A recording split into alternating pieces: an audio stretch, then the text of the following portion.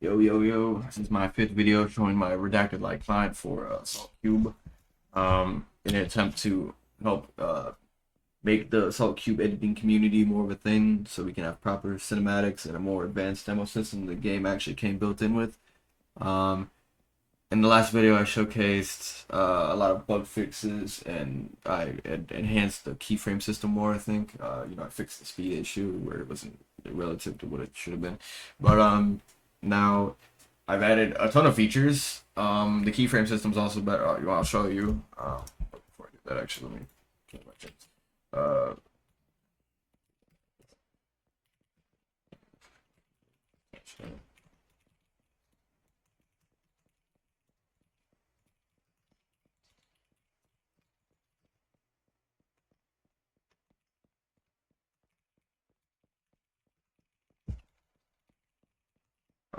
And that is one of the features I added.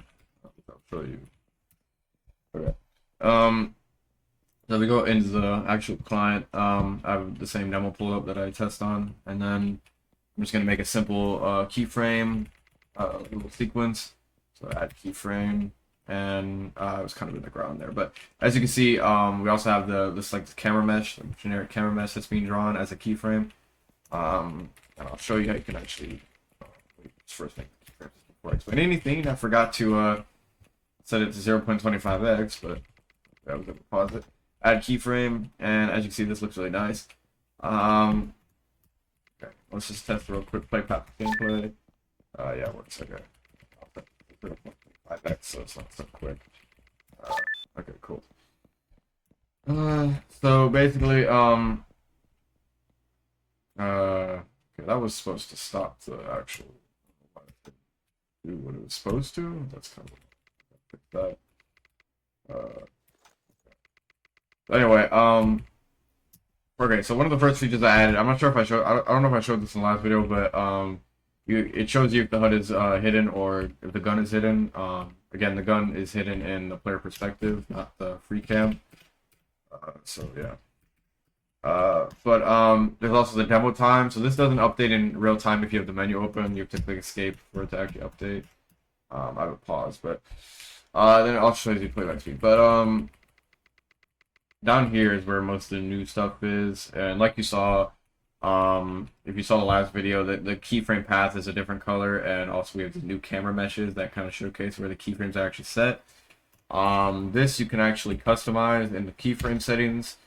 You can set the size, so let's say, for example, I want to set it 0.75. I can. It's really small, so you get the idea there. I prefer it at 2. And then we also have the ability to add hex code colors if you want to change the color of the path. I think this is like an orange. Yeah, so you could type that in and basically add whatever you want. Or you can reset to default, which just resets to the classic blue that it's always been. There's also presets like sky blue, which is essentially the default one that I usually use.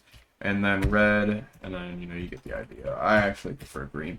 But, yeah, so that's basically that. And then you see on style at the top, see how we have camera mesh selected. This is not the default one. I think the default one is still the cross. I want to set the camera as the default one.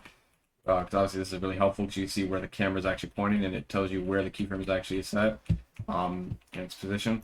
Whereas with the cross, you don't get much of an actual visualization. But someone might like this, so that's why I kept it anyway. So you could switch between these, but I prefer the camera, obviously. And then yeah, that was one major feature. The next major feature is and there's a bunch of bug fixes as well, but there's also a rewind demo. I'm not sure if I showed this. I don't think I showed this, but there's rewind demo, so you can rewind 10 seconds. But it actually still works. But okay, there we go. Yeah, so I rewinded 10 seconds and it restarted the demo because I hadn't actually played it for 10 seconds. I played it I'd only played the demo for 3 seconds, so it just restarted. But you get the idea, and you can also fast forward like 10 seconds. And again, I have a pause, which is a terrible example. I resume, and if I want to fast forward demo 10 seconds, you'll see, yeah, fast forwards. So you get the idea there. I'm gonna pause the demo, and I'm gonna actually rewind it to 30 seconds, so it resets itself. And then gonna wait till it starts again. And yeah, there we go. Okay.